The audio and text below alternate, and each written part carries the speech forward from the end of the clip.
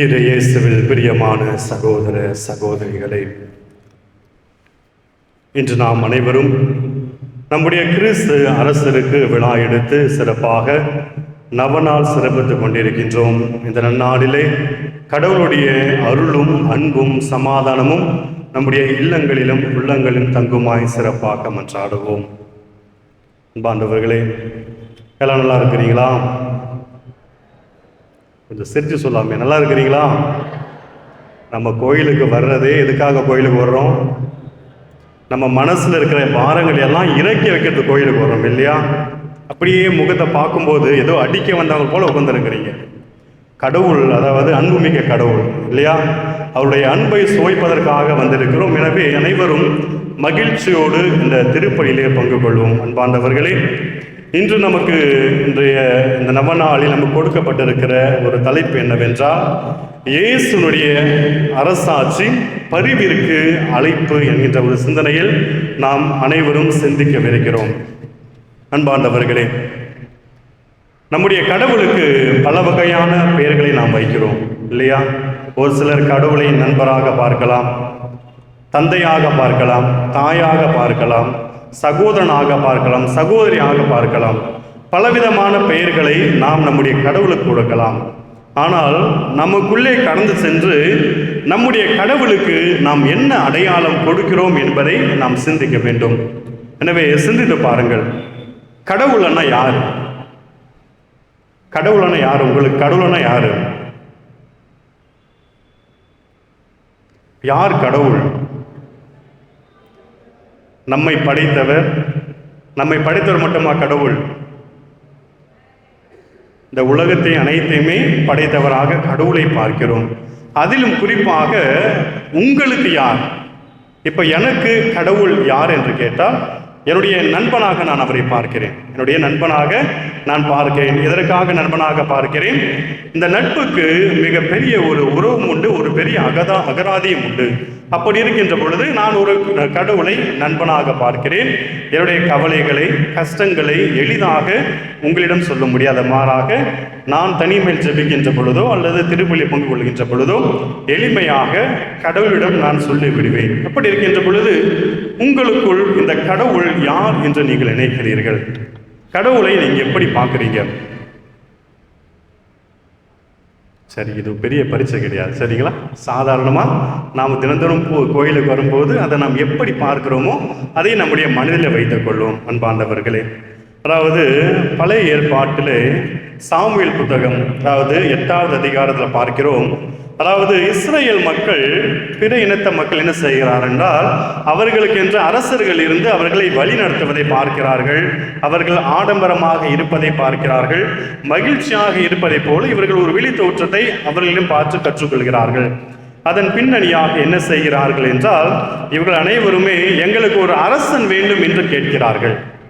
Samuel இறைவாக்கினிடம் எங்களுக்கு ஒரு அரசர் வேண்டும், எங்களை வழி நடத்துவதற்கு, எங்களுக்கு போரினை முன்னெடுத்து செல்வதற்கு எங்களுக்கு ஒரு அரசர் வேண்டும் என்று கேட்கிறார்கள். அப்படி அரசர்கள் வேண்டும் என்று கேட்கின்ற பொழுது சாமுவேல் சொல்றார், ஆண்டவரே, கடவுள், இந்த மக்கள் நம்மளை வந்துட்டு மறுதளிக்கிறார்கள், நம்மை ஏற்றுக்கொள்ள முடியாமல், அதாவது ஒரு அரசனை கேட்கிறார்கள் என்று சொன்ன உடனே கடவுள் சற்று பொறுமையாக அவர்கள் சொல்வதை கேளுங்கள், மக்கள் சொல்வதை கேளுங்கள் என்று சொன்ன பிறகு அதுவும் மீண்டுமாக சாமுவேலிடம் கடவுள் அறிவுறுத்துகிறார், ஒரு அரசன் வந்தால் உங்களை எப்படி அவன் வழி நடத்துவான், உங்களுடைய உரிமைகளை எப்படி பறித்துக் கொள்வான் என்பதை அவர்களுக்கு அறிவுறுத்து அப்படின்னு சொல்றார். உடனே மக்கள் அனைவரும் ஒன்றாக கூட்டி சாமுவேல் சொல்லுவார். அதாவது 8வது அதிகாரம், அந்த அதிகாரம் முழுவதும் பார்த்தோம் என்றால், ஒரு அரசன் எப்படி அவர்களை வேலை வாங்குவார் என்பதை சொல்லியிருப்பார்.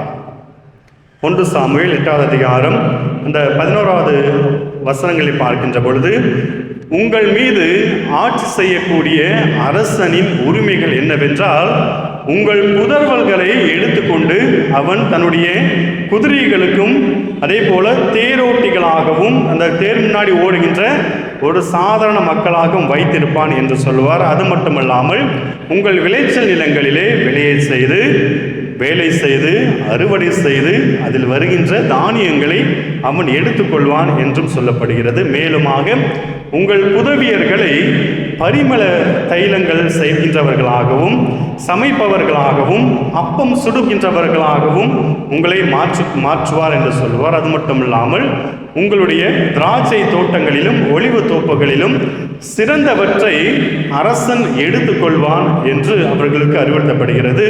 மேலுமாக உங்களை வேலைக்காரர்களாகவும் வேலைக்காரர்களை விட உங்கள் கால்நடைகளை மிக மோசமாக நடத்துவான் என்று அவருக்கு சொல்லப்படுகிறது. மேலுமாக உங்களுடைய உடைமைகளை அவன் எடுத்துக்கொள்வான், 10 ஒரு பகுதியை எடுத்துக்கொள்வான், உங்களுடைய விளைச்சல்களை எடுத்துக்கொள்வான் என்று பலவிதமாக அவர்களுக்கு அறிவுறுத்திய பிறகும் என்ன செய்கிறார்கள் என்றால், மீண்டுமாக எங்களுக்கு அரசர் வேண்டும் என்று அவர்கள் முழங்கி நிற்கிறார்கள்.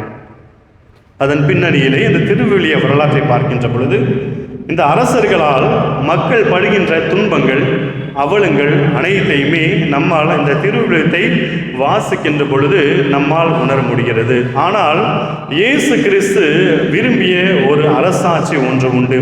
அது எப்படிப்பட்ட அரசாட்சி என்றால், இன்று நம்முடைய நற்செய்தியை வாசிக்கப்பட்டது போல பரிவு கொண்ட ஒரு அரசாட்சியாக பார்க்கப்படுகிறது.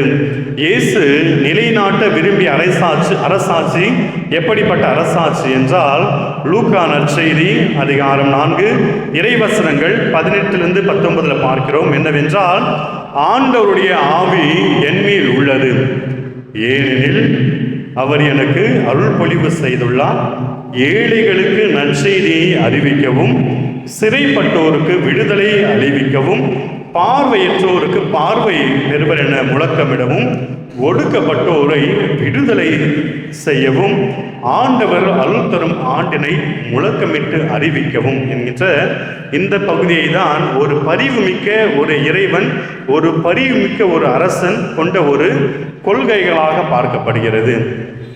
அந்த அரசர் மக்களுடைய உரிமைகளை பறித்து கொண்டவராக பார்க்கிறோம். ஆனால் நம்முடைய அரசர் நம்முடைய உரிமைகளை நமக்கு மீட்டு தருகின்றவராக பார்க்கிறோம். அந்த அரசர் இரக்கமில்லாமல் நம்மிடம் இருந்த அனைத்தையுமே எடுத்துக்கொள்ள பார்க்கிறார். ஆனால் இந்த அரசர் என்ன செய்தார் என்றால், நம் அனைவருடைய பாவங்களுக்காக தன்னுடைய உயிரையே கொடுத்தவராக பார்க்கிறோம். அன்பாண்டவர்களை நற்செய்தியிலே பார்க்கிறோம், பலவிதமான வசனங்களிலே பார்க்கிறோம். இயேசு செய்த அருள் அடையாளங்கள் அனைத்துமே மக்களுடைய வாழ்க்கையை உயர்த்துவதற்காக. அதாவது இரக்க குணம் என்பது தாய் உள்ளத்திற்கு இருக்கும் என்று சொல்லுவார்கள். ஆனால் இயேசு கிறிஸ்துடைய வாழ்க்கையை பார்க்கின்ற பொழுது அதை மிஞ்சிய ஒரு மனிதராக அவரை பார்க்கலாம். நாம் பலவிதமான கதைகளிலும் சரி புத்தகங்களை வாசிக்கின்ற பொழுது நமக்கு தெரிவது, இரக்கம் என்பது பெண்களுக்கே உள்ள ஒரு உரிய பண்பு என்றும், பரிவு என்பது பெண்களுக்கு உள்ள ஒரு பண்பு என்றும், கருணை என்பது பெண்களுக்குள்ள ஒரு பண்பும் என்று சொல்லப்படுகிறது. ஆனால் இயேசு கிறிஸ்துடைய வாழ்க்கையை பார்க்கின்ற பொழுது, கிறிஸ்துவன் என்று எவன் ஒருவன் அழைக்கப்படுகிறானோ அவனிடத்திலே பரிவும் அன்பும் இரக்கமும் இருக்க வேண்டும். எனவே நம்முடைய வாழ்வை நாம் அலசி பார்க்க வேண்டும். இந்த திருவிழாவை நாம் கொண்டாடுவதற்கு தகுதியானவர்களா என்பதை நாம் சிந்திக்க வேண்டும். நம்முடைய தகுதியை நாம் எப்படி பார்ப்போம் என்றால், நம்முடைய வாழ்க்கையை அலசி பார்க்கின்ற பொழுதுதான் நம்முடைய தகுதி என்னவென்பதை நம்மால் உணர்ந்து கொள்ள முடியும். பரிவு எங்கே தேவைப்படுகிறதோ அந்த இடத்திலே பரிவுள்ளம் கொண்டவர்களாக நாம் இருந்தோமா என்பதை சிந்திக்க அழைக்கப்படுகிறோம்.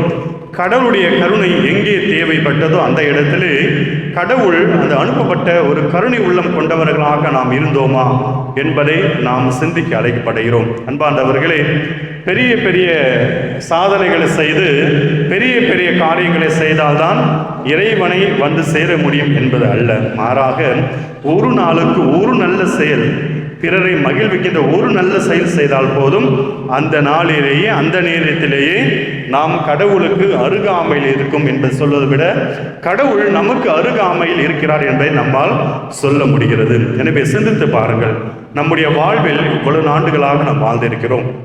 நம்மால் பயன் பெற்றவர்கள் எத்தனை பேர், நம்மால் இந்த பரிவை பெற்றவர்கள் எத்தனை பேர் என்று சிந்திக்க அழைக்கப்படுகிறோம். தினந்தோறும் திருப்பலியில் பங்கு கொள்கிறோம். குறிப்பாக திருவிழாக்கள் வருகின்ற பொழுது ஆடம்பரமாக கொண்டாடுகிறோம். நம்முடைய வெளி தோற்றங்களை ஆடம்பரமாக்குகிறோம். நம்முடைய உள் தோற்றங்களை பற்றி நாம் கவலைப்பட வேண்டியிருக்கிறது. இன்றைய சமுதாயத்தில் நம்மால் ஏற்றுக்கொள்ள முடியாத ஒரு செயல் என்னவென்றால், வெளியிலே எங்கே சென்றாலும் மகிழ்ச்சி உள்ளவர்களாக நாம் நம்முடைய முகத்தையும் நம்முடைய தோரணைகளையும் மாற்றிக்கொள்கிறோம். அதற்கேற்றால் போல நல்ல மேக்கப் எல்லாம் போட்டுட்டு அழகாக வெளியில போகிறோம். ஆனால் வீட்டுக்குள்ளே இருக்கின்ற பொழுது நம்முடைய குடும்பங்களிலே நாம் சந்திக்கின்ற, நாம் வாழுகின்ற, நாம் பணிபுரிகிற அலுவலகங்களிலே நம்முடைய முகம் எப்படிப்பட்ட ஒரு முகமாக இருக்கிறது என்பதை சிந்திக்க அழைக்கப்படுகிறோம். கடவுள், அதாவது தெரிந்து கொள்ள வேண்டும், கடவுள் வெளி தோற்றத்தை பார்ப்பவர் அல்ல. கடவுள் வெளி தோற்றத்தை பார்ப்பவர் அல்ல. ஆடம்பரமான உடையை உடுத்திக் கொள்வதும், ஆடம்பரமான நகையை அணிந்து கொள்வதும், ஆடம்பரமான கைபேசியை வைத்துக் கொள்வதும், வண்டிகளை வைத்துக் கொள்வதும் நம்மை ஆடம்பரமாக்காது. நாம் ஏழையாக இருக்கிறோம் என்பதை இன்னொரு வகையில் காட்டுவதுதான் இந்த ஆடம்பரங்கள். அன்பார்ந்தவர்களே, ஒரு பக்குவப்பட்ட உள்ளம், ஒரு பக்குவப்பட்ட மனம், ஒரு பரிவு உள்ள ஒரு மனம் என்னவென்றால் அனைத்தையுமே ஒரே கண்களோடு பார்க்கக்கூடிய ஒரு கண்களாக இருக்கும். இருக்கின்றவர்களிடத்தில் ஒரு மதிப்பும், இல்லாதவர்களிடத்தில் ஒரு மதிப்புமாக இருக்காது. அனைவரையுமே கடவுளுடைய பிள்ளை என்கின்ற ஒரு சமமான ஒரு தட்டில் வைத்து பார்க்கக்கூடிய ஒரு பக்குவம் பட்ட ஒரு மனதுதான் பரிவு கொண்ட ஒரு மனமாக மாற முடியும்.